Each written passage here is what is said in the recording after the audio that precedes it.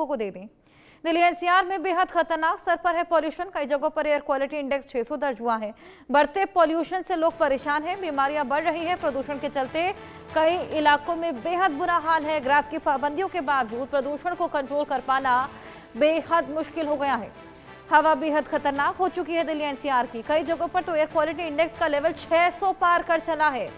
बच्चे बूढ़े सभी को सांस लेने में दिक्कतें, गले में खराश, आंखों में जलन जैसी समस्याओं से जूझना पड़ रहा है।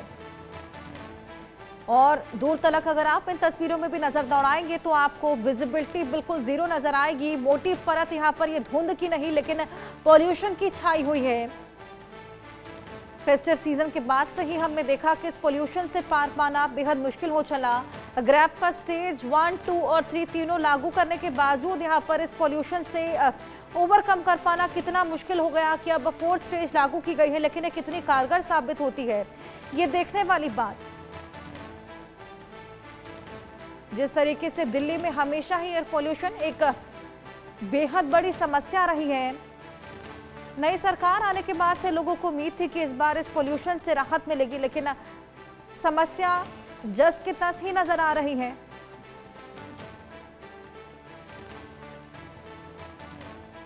किन किन इलाकों का क्या क्या AQI बना हुआ है ये देखिए, ग्राफिक्स के माध्यम से भी आपको समझा रहे हैं। दिल्ली का धौलाकुआं जहां पर 365 AQI दर्ज हुआ है, ये साफ बताता है कि एयर क्वालिटी कितनी लो है। अक्षरधाम में 381 का एयर पोल्यूशन बना हुआ है। अक्षरधाम अधिकतर टूरिस्ट भी विजिट करने जाते हैं। नोएडा यानी कि एनसीआर की बात करें तो 361 यहाँ का AQI बेहद गंभीर श्रेणी में है। आनंद विहार में 381 AQI। और आपको बताएं कि अब तो एक्सपर्ट्स ने ये तक कह दिया है कि मास्क पहनने से भी इस पॉल्यूशन से निजात नहीं मिल पाएगा। नॉलेज पार्क में देखिए 416 AQI बना हुआ है, यानी कि 400 को भी पार कर चुका है। नोएडा सेक्टर 125 में 383 का AQI है। हर जगह 300 से ऊपर का AQI। गाजीपुर में 345 का AQI है। नोएडा के सेक्टर 62 में 319 AQI बना हुआ है।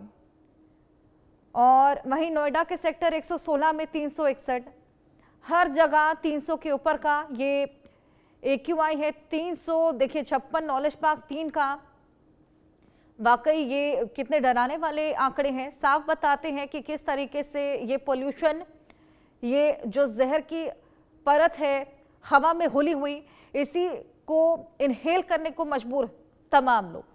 आइए और जानकारी लेंगे। भावना हमारे साथ लगातार बनी है। अकरम हमारे साथ ग्रेटर नोएडा से जुड़ गए हैं। भावना, सबसे पहले आपके पास ही आऊंगी। दिल्ली में AQI बेहद ज्यादा बढ़ता जा रहा है। देखिए आंकड़े भी हमने अपने दर्शकों को दिखाए, हर जगह AQI 300 के पार ही है। तमाम कवायदें हालांकि दिल्ली सरकार की ओर से की भी गई थी। ग्रैब के 3 स्टेजेस लागू हुए, अब 4th हुआ है, लेकिन कारगर नहीं साबित हो पा रहा। इसका ठोस इलाज कब तक निकलेगा? देखिए अर्षा, बात बिल्कुल सही है कि अगर दिल्ली के AQI के लेवल की बात की जाए तो AQI लेवल बेहद ही खराब श्रेणी में पहुंचा हुआ है। जहां तमाम जगहों पर 400 के पार AQI लेवल देखा जा रहा है, वहीं हॉटस्पॉट पर जो है 450 और 500 के आसपास जो है AQI लेवल देखा जा रहा है, जो कि दिल्ली वालों के लिए और साथ ही साथ दिल्ली के आसपास सटे राज्यों के लिए बेहद ही हानिकारक होता जा रहा है। बात की जाए सरकार की तो सरकार एक के बाद एक कदम तो उठा रही है, लेकिन किसी भी तरीके से इस बढ़ते प्रदूषण का निष्कर्ष निकलते हुए नहीं नजर आ रहा। जहां ग्रैब 1, ग्रैब 2 और ग्रैब 3 को लागू किया जा रहा है, वहीं इस बढ़ते प्रदूषण को देखकर उम्मीद लगाई जा रही है कि अब ग्रैब 4 के नियमों को भी लागू किया जा सकता है। लेकिन क्या ग्रैब 4 के नियमों को लागू करने के बाद जो AQI लेवल है उसमें गिरावट होती है या नहीं होती है, ये देखना बहुत जरूरी हो जाता है। क्योंकि तमाम प्रतिबंध लगाने के बावजूद भी जिस तरीके से दिल्ली की आबो हवा लगातार बिगड़ती जा रही है, ये कई बड़े सवाल खड़े करती है कि आखिरकार इस बिगड़ती आबो हवा से दिल्ली वालों को कब राहत मिलेगी। और केवल दिल्ली ही नहीं, अगर पूरे उत्तर भारत की बात की जाए तो इसी तरीके की स्थिति जो है पूरे उत्तर भारत में बनी हुई है। कहीं ना कहीं देखा जाए तो यूपी में भी इसी तरीके के प्रदूषण के स्तर के कारण लोग बेहाल होते नजर आ रहे हैं। लोगों को आंखों में जलन, गले में खराश और तमाम तरीके के इन्फेक्शन इस प्रदूषण से होते हुए नजर आ रहे हैं। है। वहीं अगर वाटर स्प्रिंकलिंग मशीन की बात की जाए या तमाम प्रतिबंधों की बात की जाए तो दिल्ली की सड़कों पर जो है चीजें थोड़ी बहुत ग्राउंड पर काम करती हुई नजर आ रही है, लेकिन अगर पूरी तरीके से अमल करने की बात की जाए तो उस तरीके की स्थिति फिलहाल दिल्ली में देखने को नहीं मिल रही है। जिस तरीके से ग्रैब 3 के नियमों में लोगों से कहा गया, पार्किंग के रेट दुगने किए गए, निजी वाहनों के इस्तेमाल कम करने के लिए बात कही गई, लेकिन अगर दिल्ली के ट्रैफिक की बात करें तो दिल्ली का ट्रैफिक तस के मस होने का नाम नहीं ले रहा है। दिल्ली की सड़कों पर गाड़ियां उसी तरीके से दौड़ती हुई नजर आ रही है जिस तरीके से पहले देखने को मिलती थी। अब सवाल ये खड़ा होता है कि सरकारें तो जरूर बदल रही हैं, लेकिन इस बढ़ते प्रदूषण से राहत कब मिलेगी, कब दिल्ली वालों को साफ और शुद्ध हवा मिलेगी? क्योंकि अब ये बिगड़ती आबो हवा कहीं ना कहीं दिल्ली वालों की सेहत के ऊपर असर भी डालता हुआ नजर आ रहा है। जिस तरीके से देखा गया, ग्रैब 3 के नियमों में तमाम प्रतिबंध लगाए गए थे। सरकार ने सबसे पहले निर्माण कार्य पर रोक लगाई थी, गैर कानूनी और जरूरी होते हैं तो मिट्टी की खुदाई और जो तमाम और चीजें हैं उनको ग्रीन नेट लगाकर जो है वो काम कर सकते थे। वहीं स्कूल्स भी जो है हाइब्रिड मोड पर डाल दिए गए हैं। अब देखने वाली बात होगी कि अगर ग्रैब 4 के नियमों को लागू किया जाता है, भारी ट्रकों को बैन किया जाता है, तो क्या स्थिति सामान्य होती है या नहीं होती है? बिल्कुल ये देखने वाली बात है, क्योंकि ग्रैब स्टेज 4 लागू हो गया है। अब ये कितना कारगर होता है ये जल्द ही मालूम चलेगा। अकरम भी हमारे साथ बने हैं। अकरम, ग्रेटर नोएडा में भी हमने आंकड़े अपने दर्शकों को दिखाए, बेहद डराने वाले हैं। AQI लगातार जिस तरीके से क्वालिटी लो होती जा रही है हवा की, ऐसे में लोगों को तमाम परेशानियों से भी जूझना पड़ रहा है। फिलहाल क्या AQI और किस तरीके से पार पाने के लिए कोशिशें? देखिए पुनीता, नोएडा, ग्रेटर नोएडा की बात करें तो अब तक का जो अभी का AQI लेवल है वो 470 के आसपास दर्ज किया गया है। और ग्रैब 4 का नियम दिल्ली NCR में भले लगा दिए हुए, लेकिन मुझे नहीं लगता, क्योंकि ग्रैब के सारे नियम लगाने के बावजूद भी अभी तक जो स्थिति है वो काबू में नहीं आ पा रही है। मेरे पीछे भी आप देख सकते हैं किस तरह से जो धुंध की काली चादर है वो आपको देखने को मिलेगी, और इसी की वजह से जो लोग हैं वो परेशान बेहद ज्यादा है। लेकिन अगर बात की जाए तो जितनी एक्सरसाइज करनी चाहिए थी जिला प्रशासन को, वो कहीं भी करता हुआ नजर नहीं आ रहा है। और जितने भी कंस्ट्रक्शन साइट्स है वो चल रहे हैं। हालांकि कल सुप्रीम कोर्ट में भी सुनवाई हुई थी, लेकिन जितने भी जो आपने जगह दिखाई वो सब नोएडा, ग्रेटर नोएडा के हॉट स्पॉट है जहां पर बेहद दबाव रहता है, चाहे वो ट्रैफिक का हो और चाहे ग्रेटर नोएडा वेस्ट में जितने कंस्ट्रक्शन साइट चल रही हैं। डॉक्टर तो एडवाइस दे रहे हैं, लेकिन हर बार सिर्फ यही कहानी होती है कि ग्रैब के नियम लगा दिए गए, मास्क पहनिए, ये सब करके जो सरकार है वो समय को ढकेल जाती है। लेकिन सबसे जरूरी बात यह है कि जो कारगर स्टेप हैं वो नहीं उठाए जा रहे हैं, जिसकी वजह से लगातार जो पॉल्यूशन है वो अब खतरे के निशान से बेहद बाहर जाता हुआ दिख रहा है, जिसको लेकर लोगों में बेहद परेशानी है। जितने भी सुबह में लोग आते थे उन सबका यही कहना है, अब जो हमें मिली थी यहाँ मॉर्निंग वॉक करते हुए, उनका कहना है कि सरकार सिर्फ टाइम खराब करती है, क्योंकि लोगों को भगवान भरोसे छोड़ा हुआ है। कहीं भी कोई ऐसे वाटर स्प्रिंकलर हो, चाहे जो सफाई है, डस्ट स्वीपिंग मशीन हो, कुछ ही इलाके तक बस सीमित है और कागजों पे ये कार्रवाई हो रही है। धरातल पे तो बहुत स्थिति बेहद खराब है और इसको लेकर लोगों में लगातार आक्रोश भी है कि क्यों स्टेप नहीं उठाए जाते। और देखिए, बहुत सारे हमने जब लोगों से बात करी तो उनका कहना था कि चाहे वो ऑडिवन हो, चाहे जो दिल्ली में पिछली सरकारों में लागू हुआ था, या फिर पॉल्यूशन से लेकर अन्य तमाम उपाय हो, उसको करने की जरूरत है। तो लेकिन क्योंकि पॉलिटिकल भी चीजें होती हैं, पॉलिटिकल भी अगर ऑड इवन करा जाए तो कहीं ऐसा ना हो कि लोगों के मन में जो पिछली सरकार है उसका माइलेज पहुंच जाए। लेकिन इस सबको ध्यान में रखते हुए भी ऐसे कारगर कदम नहीं उठाए गए जिससे कि पॉल्यूशन कम हो सके।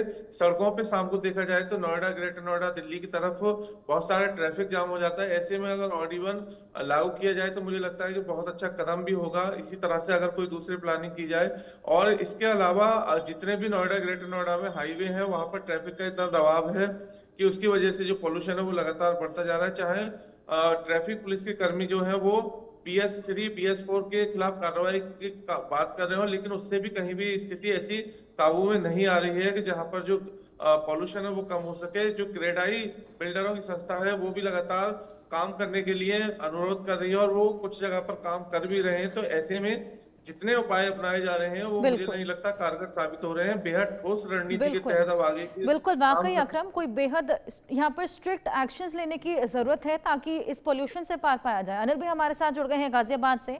अनिल, AQI वहाँ पर क्या बना हुआ है और क्या कुछ पाबंदियां देखने को मिल रही है, क्या वो कारगर साबित हो रही है? देखिए हर्षा, गाजियाबाद के हालात भी इसी तरीके के बने हुए हैं। गाजियाबाद के कुछ क्षेत्र ऐसे हैं जहां पर 450 AQI दर्ज किया गया है, जैसे कि दिल्ली से सटा हुआ इलाका लोनी का है, वहां पर 450 AQI दर्ज किया गया है। संजय नगर में भी 450 के पास है। और वहीं वसुंधरा की बात करें तो वसुंधरा में 440 AQI दर्ज किया गया है। तो ये वो इलाके हैं जो बिल्कुल रेड जोन में आ चुके हैं, क्योंकि यहाँ पर लगातार पोल्यूशन बढ़ रहा है। क्योंकि लोनी की जैसे मैंने बात की तो वहां पर सड़कें काफी टूटी हुई हैं, जो धूल भरी जो हवा है वो लोगों को बेहद परेशान कर रही है, क्योंकि कंस्ट्रक्शन लगातार वहां जारी है। यही वजह भी है कि वहां पर लगातार पोल्यूशन बढ़ रहा है, क्योंकि ये कहा जाता है जब नियम लागू कर दिए जाते हैं, पर नियम के बावजूद भी जो स्प्रिंग होनी चाहिए, जो पानी का छिड़काव होना चाहिए, वो उस तरीके का नहीं दिख रहा है शहर में। जब भी उसके चलते ही लगातार अब जो है वायु बेहद खराब होती जा रही है। तमाम ऐसे कारखाने हैं और फैक्ट्रियां हैं जो लगातार धुआं उगल रही हैं, पोल्यूशन उगल रही हैं। तो आप समझ सकते हैं एक निर्देश की जरूरत है, एक बड़ा एक्शन की जरूरत है, जिससे कि इस दमघोटू हवा से लोगों को राहत मिल पाए। क्योंकि जिस तरीके से ग्रैप के तमाम नियम लागू किए गए, पर उसके बावजूद भी कोई भी कंट्रोल मुझे उस लेवल पर नहीं दिखाई दिया जिससे कि पॉल्यूशन को कंट्रोल किया जा सके। क्योंकि लागू किए जाते हैं नियम, तमाम उसमें पाबंदियां होती हैं, पर उसके बावजूद भी धरातल पर कोई भी पाबंदी नहीं दिखती है। ना ही जो एक टीम गठित की गई थी, शुरुआत में जरूर 1 या 2 दिन बॉर्डर पर चेकिंग की गई थी वाहनों की, उनको रोका गया था, सीज करने का काम किया था। उसके बाद में फिर सब चीजें ऐसे ही ठंडे बस्ते में डाल दी गई, कोई भी चेकिंग उस लेवल पर नहीं चली है, जिससे कि बिल्कुल अनिल, यहाँ पर एक बेहद बड़ा कंसर्न आपने रेज किया है कि पाबंदियां तो लागू कर दी जाती हैं, लेकिन उसको चेक करने वाला कोई नहीं होता, जिसकी वजह से भी वो कारगर नहीं साबित हो पा रही। अकरम, क्या ऐसा ग्रेटर नोएडा में भी देखने को मिल रहा है?